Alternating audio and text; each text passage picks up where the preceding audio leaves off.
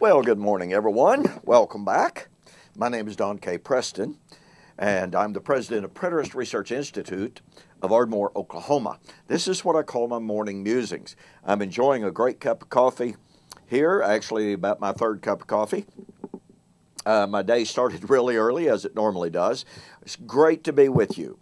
Hey, we're concluding today our thoughts on the concept of the already but the not yet.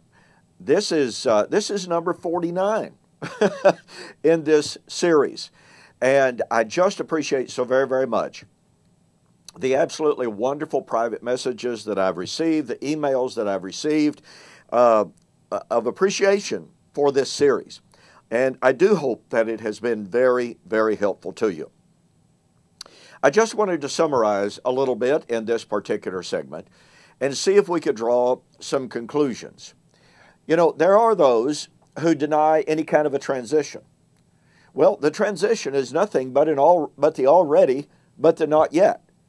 So if you deny a transitional period in regard to covenant, in regard to atonement, in regard to justification, sanctification, the putting down of the enemies of God, the destruction of Satan, if you deny a transition in those, then you are denying the reality of the already but the not yet.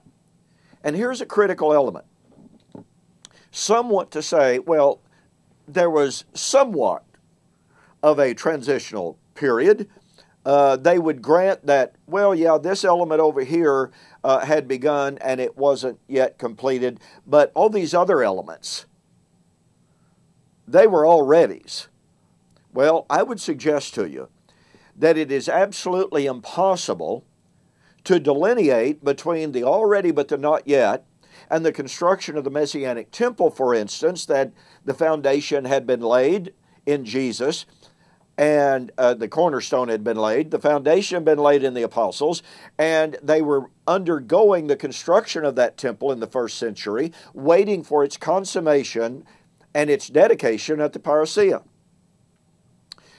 That concept is inextricably bound to the atonement concept. So if the temple was not yet fully constructed, if the temple was not yet fully built, if you please, if it was under construction, then the atonement was in process. Likewise, the concept of the new covenant. You see, we have a tendency to compartmentalize things in our approach to the Scripture. In the Hebraic way of thinking, you could not think of temple without thinking of kingdom. You could not think of kingdom without thinking of covenant. You could not think of kingdom and covenant without thinking of life. And removal from the temple, land, etc., was death. To be restored to the temple and the land was resurrection. It's absolutely fascinating to me that many scholars, an increasing number of scholars, are clearly recognizing, as Brent Petrie does in his book on the tribulation, he says that every Old Testament prophecy of the resurrection is couched in terms of the restoration of Israel. Oh my goodness. Well, the point being here that we cannot dichotomize, we cannot divorce one element, i.e. justification, from atonement. We cannot divorce atonement from temple. We cannot divorce temple from kingdom. We cannot divorce kingdom from covenant. All of these, in the Hebraic way of thinking, and more especially and more significantly even than that, in the biblical reality, all of those were part and parcel of one organic theology.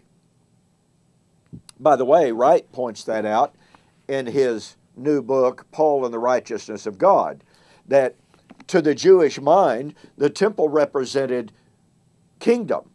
It represented Davidic rule. If the temple was being threatened, the kingdom itself was being threatened. All of these are interrelated, inextricably related concepts.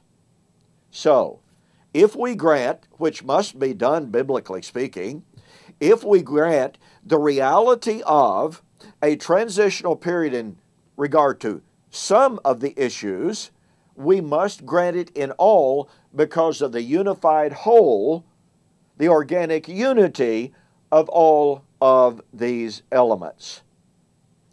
And let me drive home a point that is absolutely inescapable.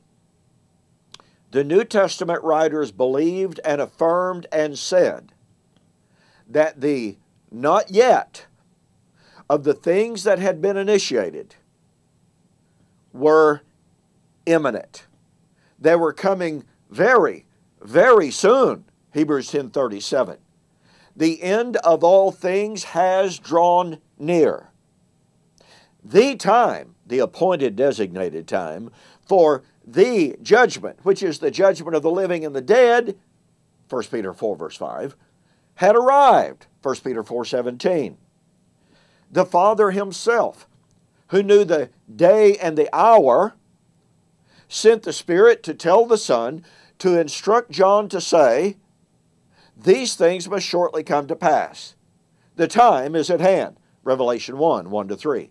Folks, there is simply no way, properly, exegetically, biblically, to ignore the imminence of the not yet of biblical eschatology. It does violence to the language. It does violence to the context. It does violence to the truth. It is absolutely time for serious Bible students to take seriously the absolute imminence of the not yet of Scripture. Hey, thanks so much for joining me for this morning's morning musings. Don't forget, if you've got a suggestion for upcoming videos, send me an email. Send me a private message on Facebook or YouTube. I'd love to have your suggestions. I'm not promising that I'll do every one, of the videos might be suggested. It's all a matter of time and, selection and what have you. But I do appreciate your suggestions. So, send me your suggestions. And I've recommended repeatedly that you get my book, Who is This Babylon?, in which I cover an awful lot of these already but not yet issues. And I demonstrate their relationship, number one, to Israel, the end of Israel's age, and the imminence of that not yet. Get yourself a copy of Who is This Babylon? Go to BibleProphecy.com, my eschatology.org site. The store is not yet functioning. We're having a lot of difficulty thanks to the host, but be that as it may, go to BibleProphecy.com, order the book, enter the code 7070, save you $4.95 shipping. Thanks again for joining me. You have a great weekend. God bless.